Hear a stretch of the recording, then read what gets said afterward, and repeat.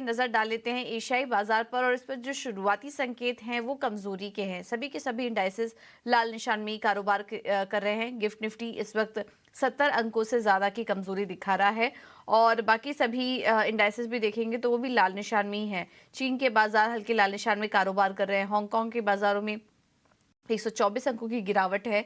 Japan के बाजार Nikkei, वहां पर भी 260 अंकों की कमजोरी देखने को मिल रही है, और कोरिया के बाजार भी करीब बस 1 से 1.25% नीचे इस वक्त कारोबार कर रहे हैं। तो यहाँ से तो संकेत कमजोरी के ही हैं, लेकिन अन्य ग्लोबल मार्केट से किस तरह के संकेत इस वक्त मिल रहे हैं ये समझ लेते हैं। हमारे साथ विश्व मोहन जुड़ चुके हैं पूरा अपडेट लेकर।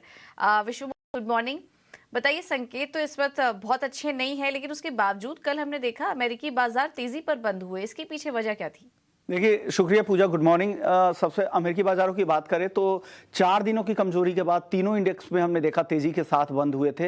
हालांकि नजर अब बजट पर सहमति बनने पे है, लेकिन उम्मीद की जा रही है कि अक्टूबर के पहले हफ्ते तक, 1 अक्टूबर तक उम्मीद की जा रही है कि कुछ सहमति बन जाए। उसी उम्मीद से ये हल्की तेजी आई थी। हालांकि तेजी उस तरह की नहीं कह सकते हैं, एक रेंज ही कह सकते हैं। मामूली तेजी के साथ डाउ और करीब 0.45% के आसपास S&P और नैस्डैक में तेजी दिखी थी।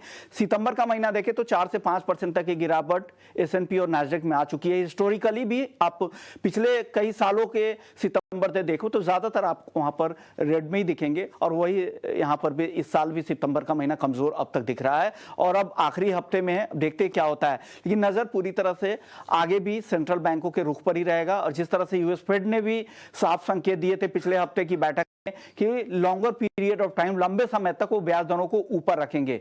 यूरोप के बाजारों की कल अगर बात करें तो वहां पर कमजोरी दिखी थी। 1% तक बाजार दिखे थे। पैन यूरोप इंडेक्स जो स्टॉक 600 है, वहां पर आधे % से ज्यादा की गिरावट दिखी थी।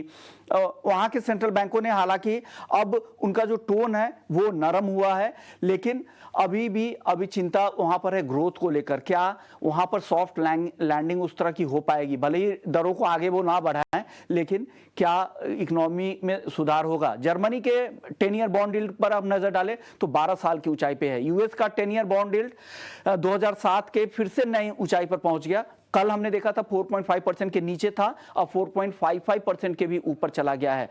हालांकि क्रूड के फ्रंट पर थोड़ी चिंता कम हुई है, क्योंकि जो फ्यूल एक्सपोर्ट में पर जो पाबंदी रूस की तरफ से लगाई गई थी, वहां पर उस नियम में ढील दिया गया हुआ है, तो वो एक राहत है। और कच्चे तेल में आज हल्की नरमी भी दिख रही है। $93 के आसपास ब्रेंट भाव है, और जो सप्लाई की कटौती की जो खबर है वो अब बाजार डाइजेस्ट कर चुका है, डिस्काउंटेड है प्राइस में।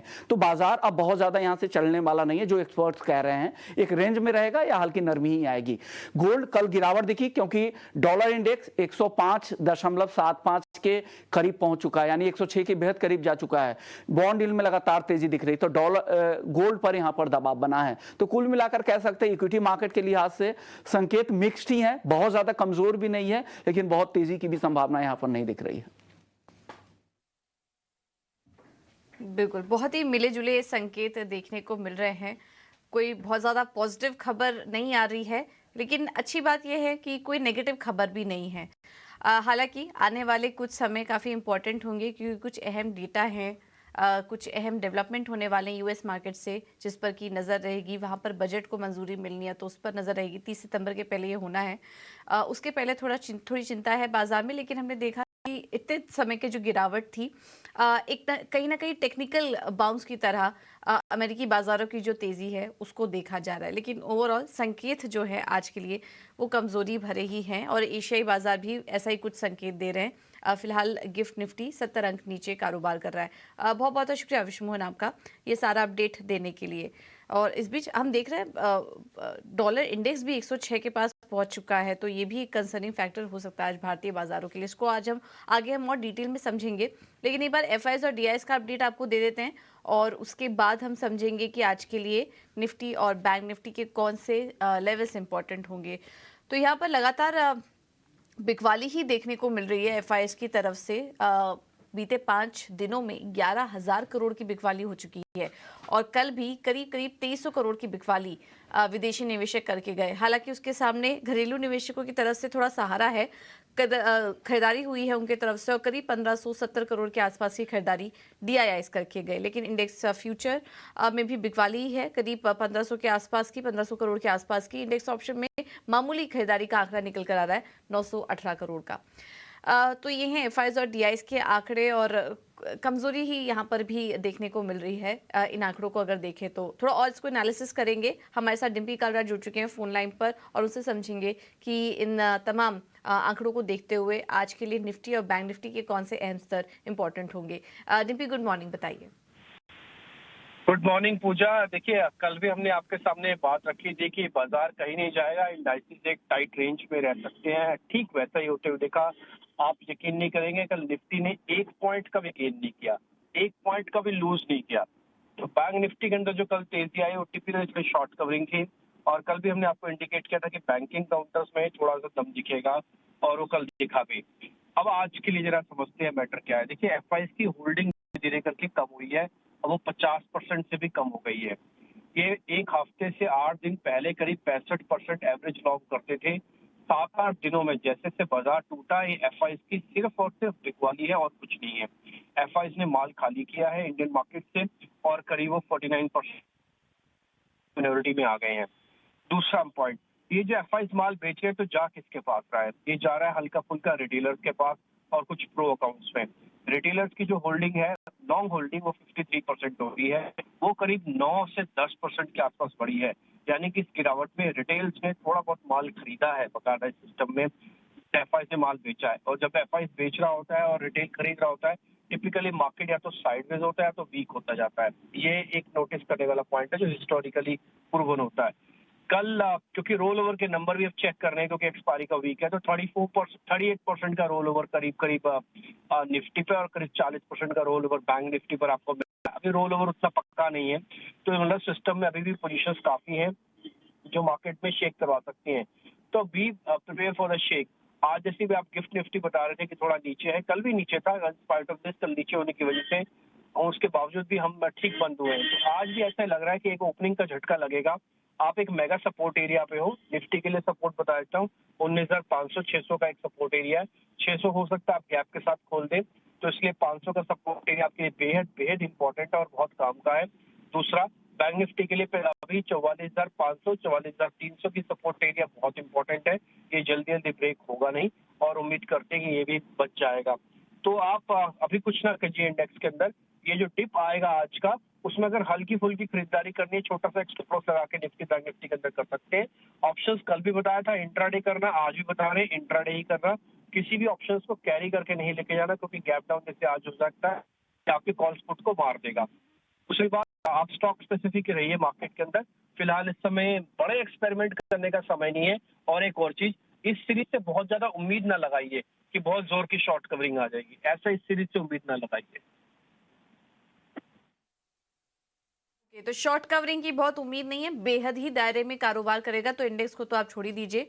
ऑप्शन ट्रेडर्स हैं तो एक ही दिन ट्रेड लेके चलिए, उसको कैरी फॉरवर्ड ना करें। ये लगातार हम आपको बार बार बता रहे हैं। बहुत बहुत शुक्रिया डिम्पी आपका ये सारी जानकारी देने के लिए। तो ये तो थी बाजार पर रणनीति। इन लेवल्स को आपको देखना है, आपकी स्क्रीन पर चल रहे हैं लगातार सपोर्ट और रेजिस्टेंस लेवल, इन पर आप नजर रखिए। जोड़ेंगे अपने साथ अब बाजार पर रणनीति देने के लिए रेलिगेयर ब्रोकिंग के अजीत मिश्रा जुड़ चुके हैं। Ajit, thank you so much इटीना स्वदेश को समय देने के लिए। बाजार काफी रेंज में कारोबार कर रहा है। कल निफ्टी में तो कोई बदलाव दिखा ही नहीं, 0%। अगर चार्ट्स पर ये देखे तो कोई बदलाव नहीं हुआ, और बैंक निफ्टी भी ऐसे ही कुछ कारोबार कर रहा है। तो निफ्टी, बैंक निफ्टी कैसे ट्रेड करें, और इसके अलावा स्टॉक स्पेसिफिक आइडियाज भी शेयर कीजिए, वहां पर कैसे ट्रेड करें। गुड मॉर्निंग पूजा। देखिए, जिस तरीके से अभी लास्ट वीक हमने डिक्लाइन देखा करीब 2.5% का इंडेक्स में, उसके बाद कल का सेशन ऑलमोस्ट एक ब्रीदर, एक पॉज की तरह रहा। इंडेक्स ने 19,600 का लेवल होल्ड किया निफ्टी ने। वहीं पे ही 44,300 200 का जो जोन था, वहाँ बैंकिंग इंडेक्स ने भी होल्ड किया। तो लग रहा है कहीं ना कहीं एक पॉज दिख रहा है एक डिक्लाइन के बाद, बट ओवरऑल ट्रेंड अभी भी नेगेटिव साइड पे ही जारी रहेगा जब तक कि आप 19,800 850 को डिसाइसिवली क्रॉस करके सस्टेन नहीं करते हैं। तो हायर लेवल्स पे आपको सेल ऑन राइज ही देखना है when it comes to index. तो अगर आपको एक रिबाउंड मिलता है करीब 750 से 800 के जोन में, तो वहाँ पे आप शॉर्टिंग अपॉर्चुनिटी देखें through put option. Similarly banking देखिए, यहाँ पे अंडर परफॉर्मेंस काफी टाइम से ऑलरेडी चल रहा था, तो प्राइवेट बैंक्स में अभी भी कंडीशन वही दिख रही है। पीएसयूज कंपैरेटिवली काफी बेटर प्लेस है, वहाँ पे काफी अच्छा ट्रैक्शन दिख रहा है। तो स्टॉक स्पेसिफिक रहने की सलाह होगी। अभी इंडेक्स को आप थोड़े टाइम के लिए अवॉइड कीजिए जब तक कि क्लैरिटी नहीं आ रही है। स्टॉक स्पेसिफिक देखिए दोनों ही रिकमेंडेशन बाय साइड पे होगी, कंसिडरिंग कि काफी अच्छे डिक्लाइन के बाद पॉसिबिलिटी दिख रही है जो स्टॉक जहां पे रेजिलियंस दिख रही है, मींस जो कि मार्केट डिक्लाइन में ज्यादा पार्टिसिपेट नहीं किए हैं और पॉजिटिव साइड पे अलाइन है, उन पे आप देख सकते हैं। तो पहला नाम होगा गेल का, जहां पे कि कुछ खास गिरावट देखने को नहीं मिली है, नॉर्मल प्रॉफिट टेकिंग देखने को मिली है पिछले करीब 7-8 सेशन में, और अभी भी टोन पॉजिटिव है। तो ये मेरे हिसाब से डिप को बाइंग अपॉर्चुनिटी की तरह देखिए। 120 का एक स्टॉप लॉस रहेगा प्राइस तक के टारगेट के लिए। दूसरा नाम from the defensive space Marico, यहाँ पर भी देखिए काफी अच्छे कंसोलिडेशन के बाद एक स्ट्रॉन्ग रिकवरी देखने को मिल रही है। स्टॉक अपने रिकॉर्ड हाइज के पास पहुंचने वाला है। मुझे लगता है कि ये मोमेंटम कैरी करेगा। 590 तक के टारगेट्स नियर टर्म में एंटिसिपेटेड हैं। 572 के स्टॉप लॉस के साथ इसको आप लॉन्ग कर सकते हैं। ओके, थैंक यू अजीत आपका समय देने के लिए और ये रणनीति सुझाने के लिए। तो मैरिको और गेल यहाँ पर आप खरीदारी करके चल सकते हैं।